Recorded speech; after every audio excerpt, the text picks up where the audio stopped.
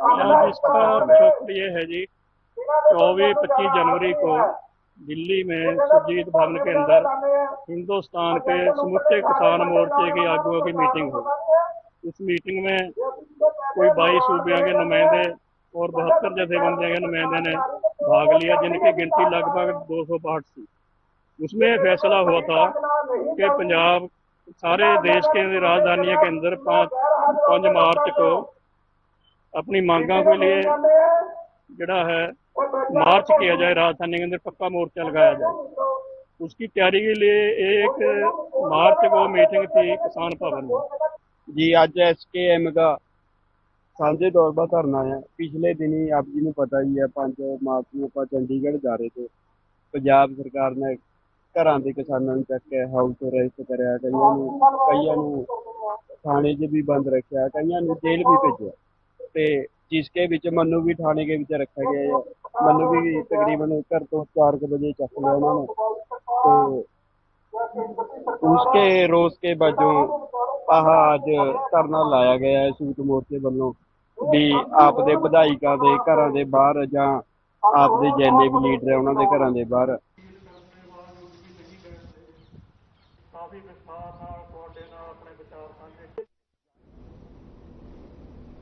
नशा तस्करों के खिलाफ पंजाब सरकार की तरफ से सख्त कार्रवाई करते हुए पूरे पंजाब के नशा तस्करों के ऊपर युद्ध नशे के विरुद्ध जो है मुहिम के तहत कार्रवाई करते हुए उनके नाजायज गैर कानूनी तरीके से बनाए गए रिहायशी घरों पर पीला पंजा चलाया जा रहा है। इसी के तहत बरनाला पुलिस प्रशासन SSP मोहम्मद सरफराज आलम की अगुवाई में बड़ी पुलिस फोर्स द्वारा बरनाला के बस स्टैंड के पीछे बनी बस्ती में रह रही एक महिला तस्कर के घर पर बुलडोजर चलाया गया।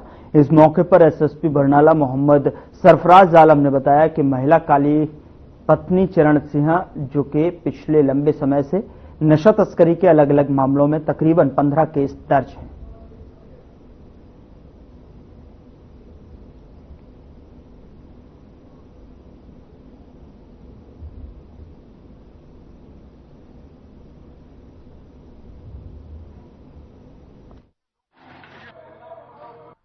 आज मिति 10/3/2025 ਨੂੰ ਇੰਪਰੂਵਮੈਂਟ ਟਰਸਟ ਬਰਨਾਲਾ ਵੱਲੋਂ ਇੱਕ ਇਲੀਗਲ ਪ੍ਰੋਪਰਟੀ ਨੂੰ ਡਿਮੋਲਿਸ਼ ਕੀਤਾ ਜਾ ਰਿਹਾ ਹੈ। ਜਿਨ੍ਹਾਂ ਦੀ ਇਹ ਇਲੀਗਲ ਪ੍ਰੋਪਰਟੀ ਹੈ ਕਾਲੀ ਵਾਈਫ ਆਫ ਚਰਨਾ ਸਿੰਘ ਤੇ ਸਰਬੀ ਵਾਈਫ ਆਫ ਚਰਨਾ ਸਿੰਘ, ਉਹਨਾਂ ਦੇ ਖਿਲਾਫ NDPS ਐਕਟ ਤੇ ਹੋਰ ਕਾਨੂੰਨ ਦੀ ਧਾਰਾਵਾਂ ਦੇ ਤਹਿਤ 15 ਤੋਂ ਵੱਧ ਪਰਚੇ ਦਰਜ ਨੇ। ਇਸ ਕਰਕੇ ਡਿਊ ਪ੍ਰੋਸੈਸ ਆਫ ਲਾਅ ਨੂੰ ਫੋਲੋ ਕਰਦੇ ਹੋਏ ਇੰਪਰੂਵਮੈਂਟ ਟਰਸਟ ਵੱਲੋਂ ਇਸ ਸਟਰਕਚਰ ਨੂੰ ਡਿਮੋਲਿਸ਼ ਕੀਤਾ ਜਾ ਰਿਹਾ ਹੈ। लॉ एंड ऑर्डर ਨੂੰ ਬਰਕਰਾਰ ਕਰਨ ਵਾਸਤੇ ਇੱਥੇ ਮੌਕੇ ਤੇ ਪੁਲਿਸ ਦੀ ਪ੍ਰੈਜ਼ੈਂਸ ਇੰਸ਼ੋਰ ਕੀਤੀ ਗਈ ਹੈ।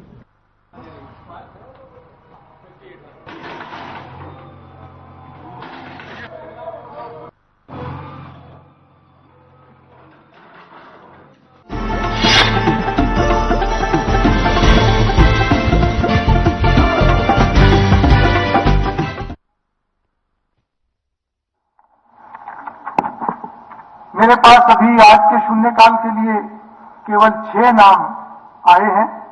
मैं नाम पढ़कर सुनाता हूं, परंतु एक तरफ सभी माननीय सदस्य सदन में बोलना भी चाहते हैं और आज के शून्यकाल के लिए केवल 6 नाम आए हैं। ये कहीं ना कहीं एक विचार करने की बात है। सभी माननीय सदस्य बहुत सक्रिय हैं, परंतु कब हम बोल सकते हैं उसका विशेष रूप से ध्यान जरूर दें।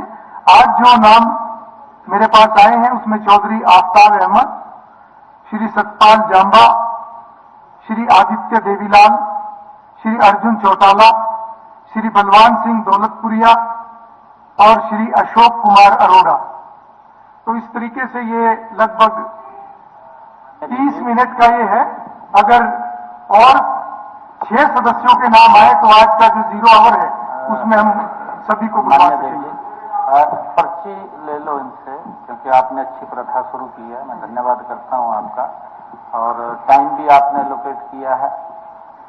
पर्ची ले लें, जितने आपके समय सीमा के अंदर आएंगे वो बोल लेंगे, फिर अगली बार बोल लेंगे। अच्छा, धन्यवाद करता हूं आपका मान्य अध्यक्ष। सामने लिखा हुआ है कि सदन के अंदर सच बात कही जाए, क्योंकि वहां ना बोलने से या गलत बोलने से दोनों ही स्थिति में मनुष्य पाप का भागीदार बनता है। ये जो आपकी अभी डिस्कशन हुआ था और निर्मल सिंह जी ने अपना पॉइंट उठाया था। Civil writ petition number 11,498 of 2019 state of Haryana versus Nishambar Singh 136 page की जस्टिस संजय वालिया की 20/12/24 की जजमेंट है। और सरकार कहती है कि सरकार ने खुद की सरकार कहती है कि हमें इस बात का पता ही नहीं है। मतलब इस बात के लिए कहां तक हर एक बात में बोला जाएगा कि हम ढूंढ के लाएंगे, सरकार अपने आप ये मेरे सामने जजमेंट है। नामिनल स्पीकर सर ये जजमेंट दे सकते हैं। एक मिनट, हमने मान्य अध्यक्ष जी इसके अंदर धारा 101 है जिसकी मैंने जिक्र किया था, हाई कोर्ट ने उसको पेश किया और हम माननीय सर्वोच्च न्यायालय के अंदर जाने की तैयारी है, उसकी पूरी तैयारी कर रहे हैं। देखिए धारा की बात है, इनका क्वेश्चन मुख्यमंत्री जी ने बोल दी कि हम सुप्रीम कोर्ट में क्वेश्चन ये था कि आप उसको बना रहे हैं या नहीं बना रहे। देखिए ये इनका क्वेश्चन कुछ और था और इसके ऊपर मेरे ख्याल से हर बार चर्चा हुई है, इसी सदन में हुई है। माननीय अध्यक्ष जी आपने भी इसके अंदर भाग लिया है और जिस प्रकार से वहां पर किसानों को उसका भुगतना पड़ा, ये मेरे ख्याल से इतने किसान धन्यवाद करने के लिए आए थे। ये चलिए नहीं है और आगे अगर इस पर कोई नोटिस वगैरह आप दीजिए। जी हुड्डा साहब। अध्यक्ष महोदय, हुड्डा साहब हाउस की कुछ गरिमाएं यहाँ ये कहा गया मंत्री जी से, मुख्यमंत्री जी ने तो अब बात कही है कि भाई ऐसा मान्य जी मैंने पहले भी कहा एक धारा ये कहा है मैंने कहा कि भाई कोई ऐसा अगर ऐसा ऑर्डर हो तो दे दो, हम सोचेंगे। एक तरफ मुख्यमंत्री जी कह रहे हैं हम अपील में जा रहे हैं, फिर जब ऑर्डर ही नहीं तो अपील में किस चीज के लिए जा रहे हैं सुप्रीम कोर्ट में समझ। माननीय अध्यक्ष जी मैंने कहा धारा को क्वेश्चन किया है, जो एक्ट बना है वो धारा को लेकर के जा रहे हैं। उन्होंने ये कहा कि इस टाइम बाद मिलेगा आप बनाएंगे बनाने की बात कर रहे हैं। थोड़ा ही जवाब चलिए मुख्यमंत्री जी ने जो बात रखी आप इस विषय पे आगे बढ़िए। सर चलिए चौधरी आफ्ताब सर एक मंत्री सिर्फ एक सेकंड बहुत शॉर्ट में बिल्कुल शॉर्ट में आता है। बिल्कुल निर्मल सिंह जी ने बात उठाई है, मुख्यमंत्री ने तुरंत जवाब दे दिया, जितनी लाइन क्रॉस हुई है उतनी बात ही है। इन्होंने पूछा था सवाल हाँ या ना, बनाएंगे या नहीं बनाएंगे, ये विषय नहीं है। ना बनाने और बनाने की बात तो मैं एक बात कहता हूं, सभी लोग एक बार मैं गेड़ा मार रहा हूं दादूपुर नलवी नहर के अलावा जितने काम है इन्हें बता देंगे वो नहर बननी चाहिए कि नहीं बननी चाहिए। किस प्रकार की राजनीति की इन लोगों ने, सुन लो सर, किस प्रकार की राजनीति की, एक खेत में से 3 टुकड़े कर दिए लोगों ने। इस प्रकार की राजनीतिकरण वहां पर हुआ है, वहां का किसान दुखी है, पीड़ित है। मनोहर लाल जी की कोठी में आए वो लोग, जब नादूपुर नलवी नहर बंद की ढोल बजाकर चंडीगढ़ के अंदर उन्होंने धन्यवाद किया। इन लोगों ने जो शोषण किया था उससे केवल हमने मुक्ति दिलाई है, शोषण करता ही है और उल्टा बने हमारे ऊपर पानी के मंत्री नहीं आई, मुख्यमंत्री पानी की नहीं आई, केवल राजनीति कर रहे हैं लोग, केवल राजनीति कर रहे हैं। चलिए माननीय सदस्यगण, वो अब शून्यकाल आफ्ताब जी आप अपना विषय रखिए। Chaudhary Aftab. A statement has been made by the Honorable Chief Minister. A statement has been made by the Honorable Secretary. अब बार उसी विषय पर चर्चा नहीं होगी प्लीज। नहीं हुड्डा साहब भी बोल लिए हैं, मुख्यमंत्री जी भी बोल लिए हैं, अब प्लीज इस पर चर्चा नहीं होगी। अब इस पर भी इस तरीके से चर्चा नहीं होगी। आफ्ताब जी आप अपना शून्यकाल शुरू होता है, अब आप अपनी बात प्लीज आप ऐसी, कोई रिकॉर्ड भी नहीं होगा, ये रिकॉर्ड नहीं होगा। आफ्ताब जी। अध्यक्ष महोदय बहुत बहुत धन्यवाद। आपने सदन के ये देखिए जीरो आवर का भी हमने एक सिस्टम बनाया है, इस विषय पर चर्चा हो चुकी है। सदन की पूर्व परिपाटी को लागू करते हुए उस पर 0 आवर को करा, उसके लिए मैं धन्यवाद करता हूं। समय अवधि बढ़ाई उसके लिए और ज्यादा, क्योंकि पूरी अपनी बात रख सके, उसके लिए भी आपका धन्यवाद करता हूं। सबसे पहले सर, मैं जो हरियाणा में घटता हुआ शिक्षा का स्तर है और जो आज स्कूल एजुकेशन और एजुकेशन का जो मामला है, जिस तरीके से सरकारी तंत्र जिस तरीके से फेलियर हो रहा है, उसके बारे में मैं आज आपके बीच में शून्यकाल में बोलना चाहूंगा। सर, सबसे पहले तो हरियाणा में 294 स्कूल तो ऐसे हैं जिसमें एक भी विद्यार्थी नहीं है, 487 स्कूल ऐसे हैं जहां एक भी टीचर नहीं है, 96 छात्र ऐसे हैं जहां सिर्फ एक स्कूल में 96 छात्रों के ऊपर एक गेस्ट टीचर है। इसी तरीके से कॉलेज और यूनिवर्सिटियों का जो हाल है, 281 सरकारी और एडेड कॉलेजों में टीचर्स के आधे से ज्यादा पद खाली पड़े हैं। कॉलेजों में 8000 के करीब पद स्वीकृत हैं, लेकिन इनमें से 3358 पर ही नियमित शिक्षक नियुक्त हैं। 4465 पद खाली पड़े हैं। 39 एडेड कॉलेज ऐसे हैं जहां प्रिंसिपल तक नहीं है। और बात करी जाती है नई शिक्षा नीति की। सर, मैं ये कहूंगा कि एजुकेशन एक बहुत बड़ा स्टेट का दायित्व है, जो प्रदेश के जो वंचित लोग हैं, गरीब लोग हैं, उनको स्कूल एजुकेशन से लेकर हायर एजुकेशन तक के लिए एक माध्यम बनता है जिसमें वो अपनी बच्चों को उज्जवल भविष्य के लिए शिक्षा ग्रहण करा सके।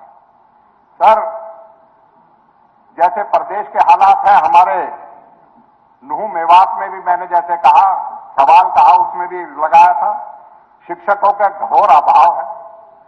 2012 में कांग्रेस की हुड्डा साहब की सरकार ने मेवात कैडर बनाया था जिसमें शिक्षकों का वहां ठहराव हो और शिक्षकों की नियुक्ति होकर वहां करे।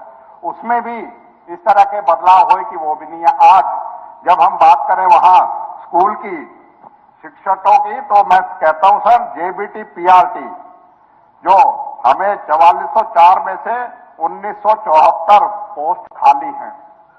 टीजीटी की बात करें तो 2780 में से 1913 पोस्ट खाली हैं। सर, अगर शिक्षकों के प्रति अगर इस तरीके का, शिक्षा के प्रति अगर इस तरीके का रवैया है, और वैसे कहते हैं मेवात जो है आकांक्षावान जिला है। मुख्यमंत्री जी अभी कह रहे थे मेरे सवाल में अपनी गुणगान करने के लिए, गुणगान करने से कोई नहीं, काम करके दिखाओ, गुणगान हम भी करेंगे, लेकिन है नहीं, वास्तविकता ये है। सर, मेवात में चाहिए तो थी हमें विश्वविद्यालय, हम मांग तो कर रहे थे, लेकिन हालात जो हैं आज स्कूलों के, कॉलेजों के, और यहां तक कि सर वकफ का इंजीनियरिंग कॉलेज है, मेवात इंजीनियरिंग कॉलेज, 4-4 महीने तक जो स्टाफ है उसको तनख्वाह नहीं मिलती है। एक तरफ जो है शिक्षा को, गुणवत्ता को बढ़ाने की बात करते हैं और उस तरीके से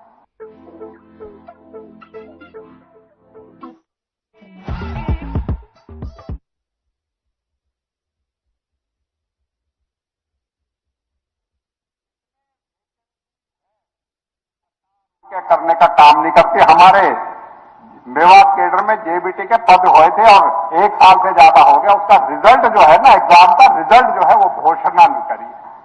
सर, सरकार को जो है गंभीरता से शिक्षा के प्रति काम करना चाहिए।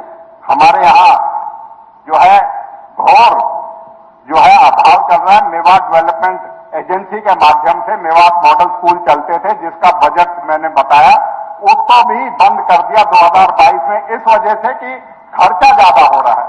सर, खर्चे के अभाव में अगर शिक्षा की जो है ग्रहण करने में अगर उसके कॉम्प्रोमाइज होता है तो सरकार के ऊपर बहुत बड़ा सवालिया निशान है कि आप क्या किस तरह की शिक्षा व्यवस्था जो चल रही थी गुणकारी, उसको तो पूरा करते हैं। सर, मैं तो आपके माध्यम से यही कहूंगा, चाहे स्कूल है, कॉलेज हैं, चाहे आईटीआई है, बहुत तकनीकी संस्थाएं हैं, महिला कॉलेज है, सामान्य कॉलेज है, इंजीनियरिंग कॉलेज है, मैं आपके माध्यम से कहूंगा सरकार इससे संज्ञान ले, गुणवत्ता बढ़ाए, और सबसे पहले जो शिक्षक नहीं है, बहुत से स्कूल तो ऐसे हैं जिनमें बिल्डिंग भी नहीं है, तो उनके प्रति जो है अपनी जिम्मेवारी निभाए, ना कि अपनी गुणगान झूठी करने से अपना स्वयं समय खराब करें।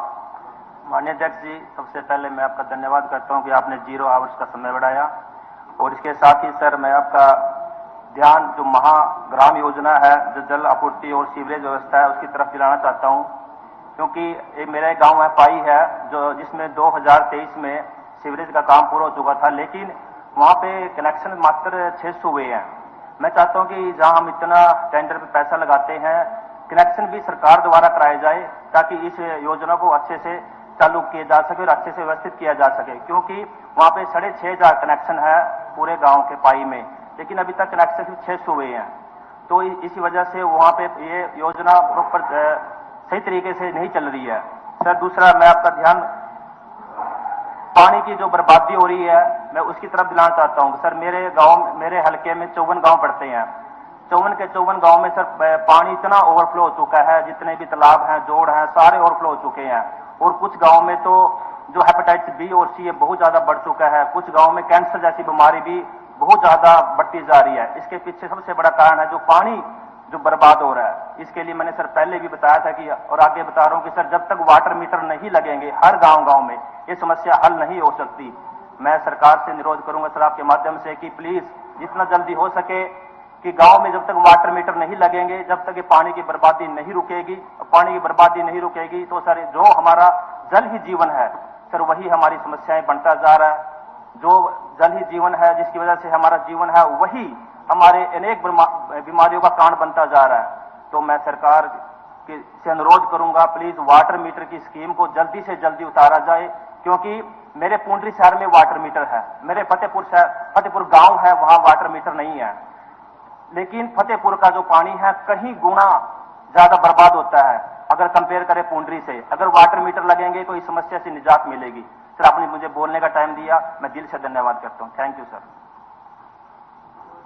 सतपाल जी आपने तो कमाल कर दिया, आपको 5 मिनट मिले थे, आपने 2 मिनट में ही निपटा दिया। श्री आदित्य देवीलाल, आदित्य जी एक आंख से इसको देखते रहना समय को प्लीज। दूसरी आंख किस पे रखनी है जी? दूसरी मेरे ऊपर रखनी है। अध्यक्ष महोदय, हरियाणा किसानों का प्रदेश है और आज सबसे ज्यादा अगर भयभीत है तो हरियाणा का किसान है। सरकार की गलत नीतियों को लेके, सरकार की गलत सिंचाई व्यवस्था को लेके सबसे ज्यादा अगर मार पड़ रही है तो किसानों को पड़ रही है। अभी विषय आया कि हरियाणा के अंदर मेरा पानी मेरी विरासत पर आपने एक स्कीम लागू की और उसमें कहा गया कि किसान जो धान की फसल से अलग फसल करेगा तो उसे हम इंसेंटिव देंगे। क्या कभी हमने ये सोचने का काम किया कि किसान धान की फसल क्यों कर रहा है? क्योंकि उसको सबसे ज्यादा पैसा उससे मिल रहा है। जिस फसल में ज्यादा पैसा मिलेगा स्वाभाविक है किसान वही खेती करेगा। और अगर ज्यादा पैसा मिल रहा है तो ऐसी फसलों को, जिन फसलों में पैसा आमदन ज्यादा है, पानी की ज्यादा जरूरत पड़ती है।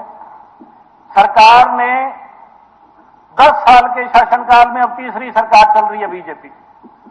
कोई एक योजना बताओ कि जिससे किसानों को पानी ज्यादा देने का काम किया हो, कोई नए स्रोत पानी के उत्पन्न किए हो और ट्यूबवेलों के कनेक्शन दिए गए तो वो भी भूजल इस्तेमाल हो रहा है। और बड़ी चिंता की बात भी है सबके लिए, आने वाले भविष्य में हमारे पूरे हरियाणा में जो जमीनी पानी है बहुत नीचे चला जाएगा।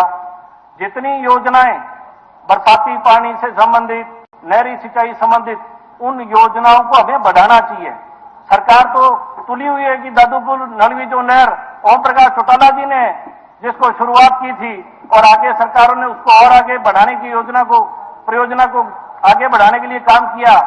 बीजेपी की सरकार ने किस तरीके से उस नहर को रोका जाए, तमाम सारे हथकंडे अपना के और वो इन्हें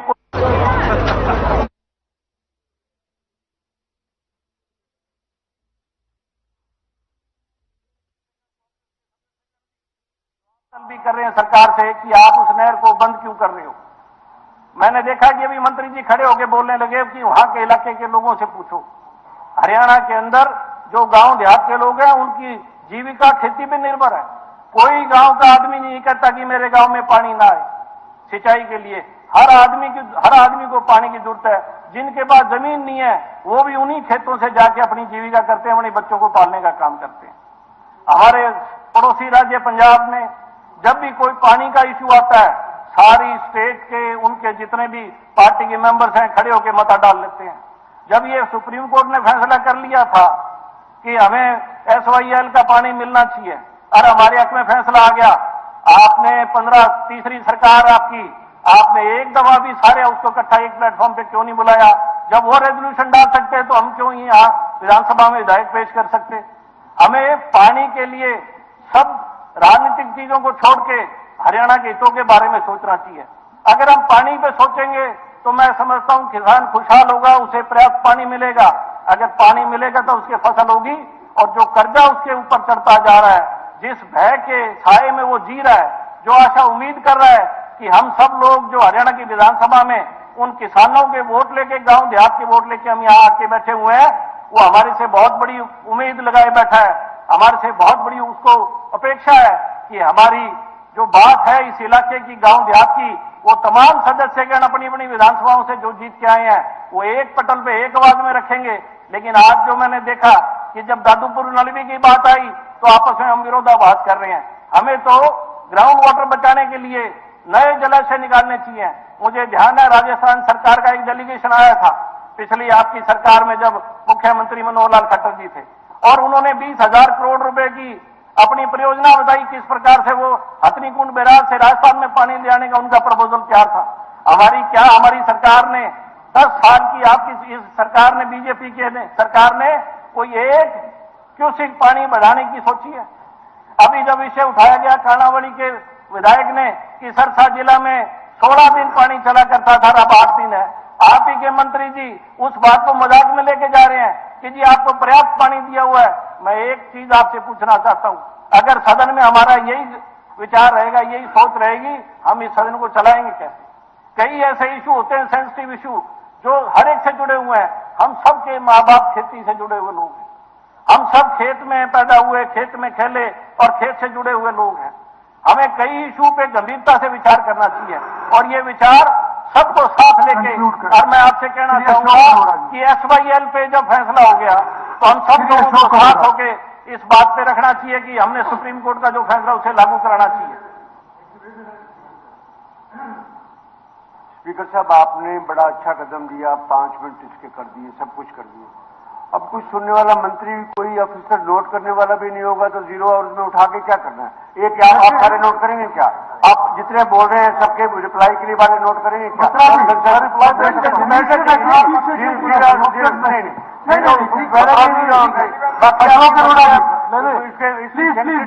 अशोक अरोड़ा उनकी सेक्रेटरी होनी चाहिए। ठीक है मंत्री जी, बैठिए आप भी। अशोक अरोड़ा जी। स्पीकर साहब, मैं धन्यवाद करता हूं, आपने समय दिया। आज एक बहुत